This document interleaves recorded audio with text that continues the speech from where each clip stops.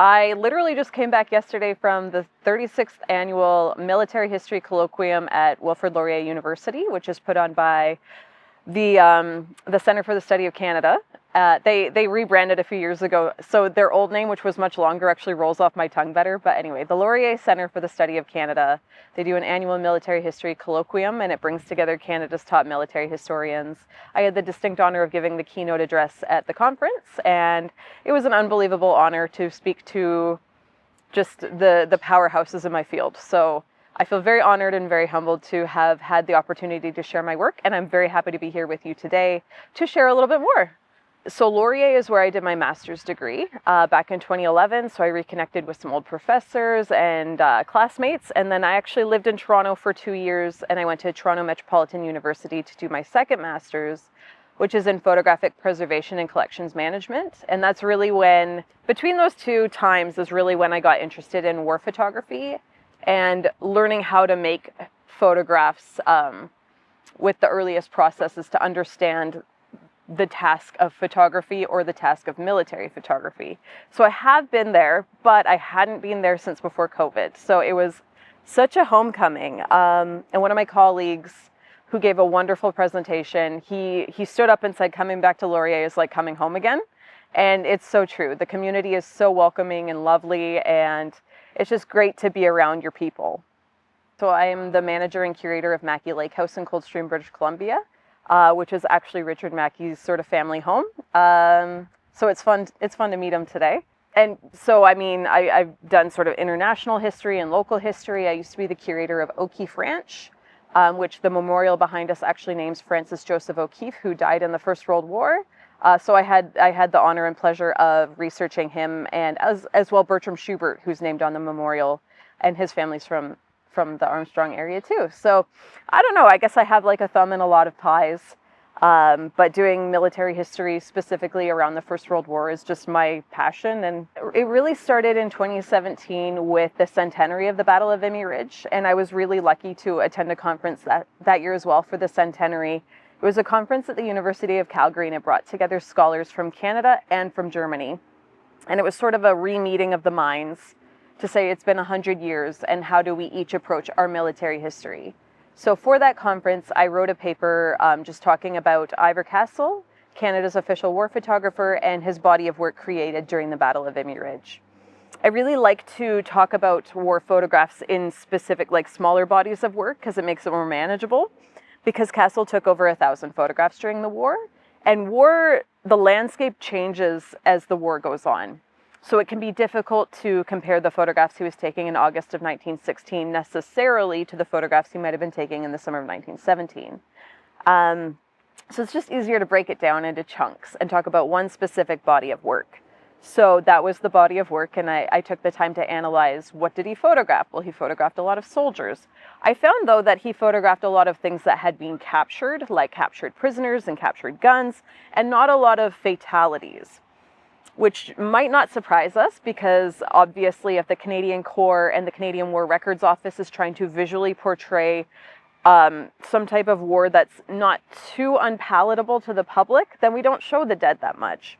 And if we want to show victory, because we want to raise morale, we want to promote enlistment, then we're going to show our victories. So that was kind of what I found through that. But as the research went on after 2017, what I found was that Castle manipulated a lot of his photographs. He created a lot of photographic composites in order for his photographs. He knew that they were going to be put on exhibition, but he wanted to create these even more impressive scenes. So he would take multiple negatives and put them into a single positive and print it and put it on the gallery wall. So what we see are these groups of soldiers with all of these shells bursting in the background. And although perhaps that's what war looks like, nobody alive today knows what the First World War looked like.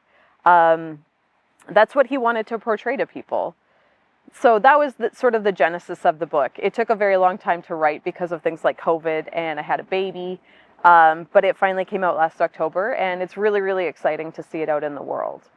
Now, you mentioned that it feels very normal to manipulate our photographs today. We have so many tools at our disposal, including Photoshop and other software items for photographic manipulation.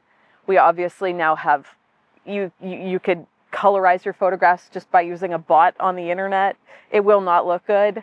And now we have generative AI. And so the technology that's available to manipulate images or to create images is very readily available at our fingertips. But what I talk about in the book is the fact that you really could manipulate photographs essentially from the beginning of the negative-positive processes, the first of which was unveiled to the world in 1839, but the more practical one came out in 1851.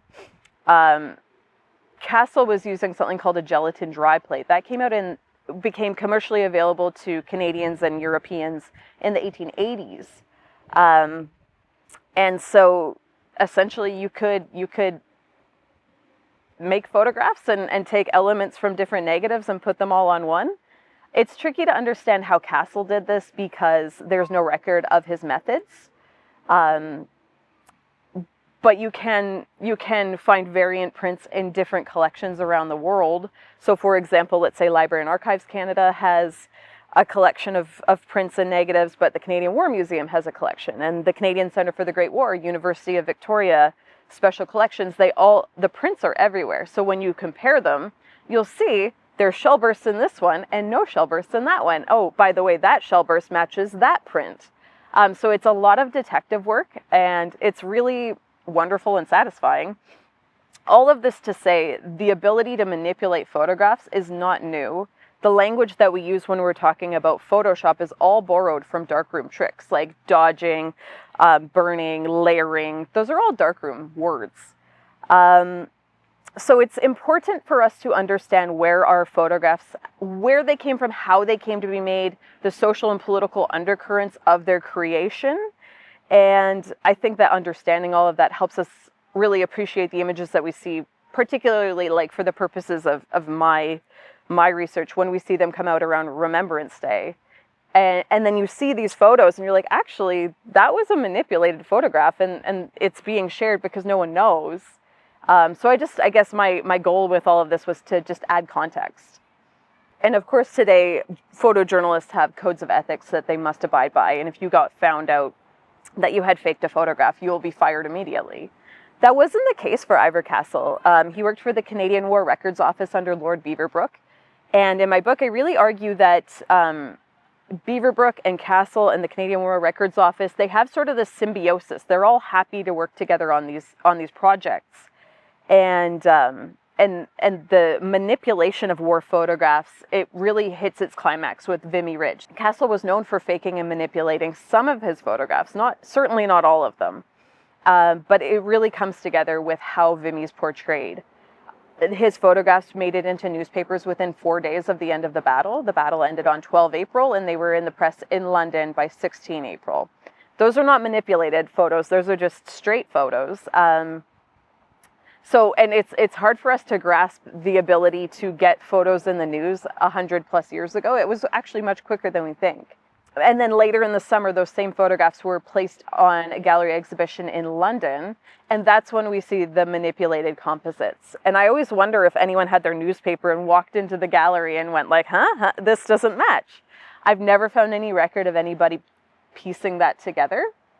However, we don't know what the tens of thousands of people thought when they saw the exhibitions. There was much less of an inclination to place faked or manipulated photographs in the British press.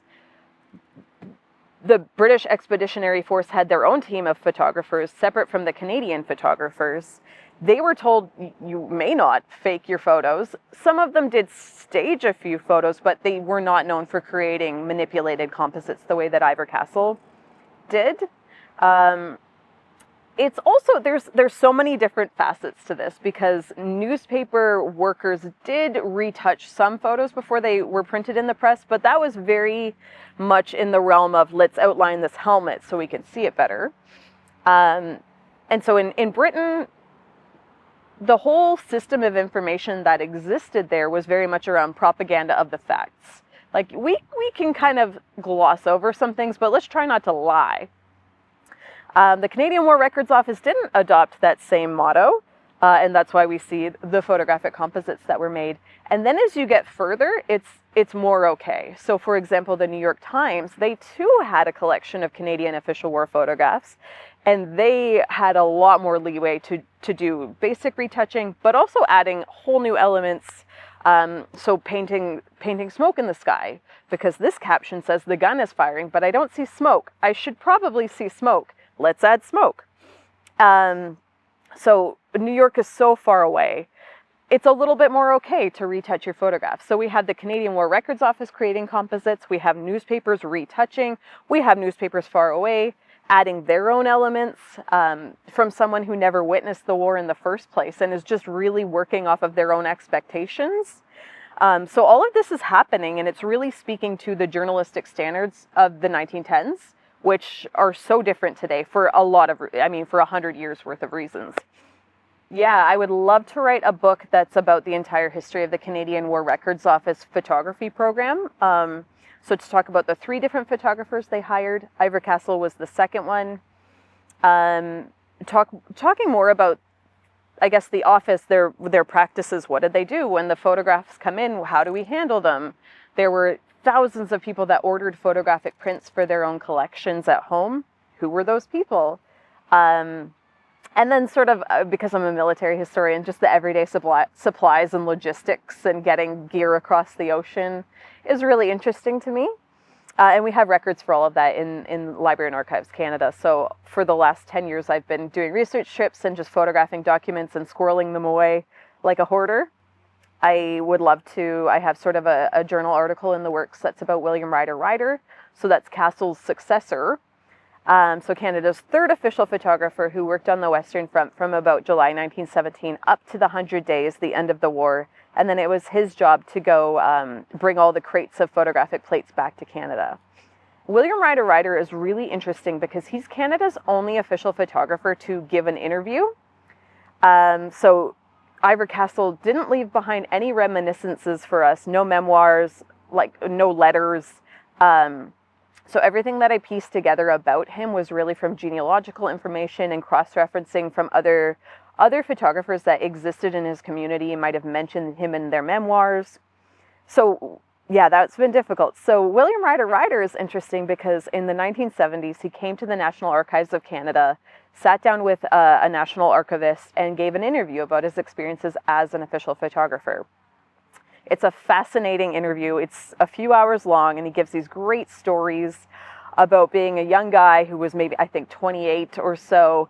Just that typical young guy on the Western Front, total man's man, loves to name drop, like, I had dinner with Sir Arthur Currie, which is hilarious. And what's great about it, though, I think it's a very interesting historical resource because you can listen to it and say, no, that's wrong. I can prove that wrong through documentary evidence. And I bet you didn't know I was ever going to be able to do that. Or perhaps you did, William Ryder. So my next article is going to be about, I suppose, the value of that as an oral history, where the value lies, where we can trust it, where we can't trust it. But does it still have value as a primary source? I think it does. So that's probably the next article that I'm going to write. It's sort of, maybe 50% there. Yeah, so that's what I'm working on.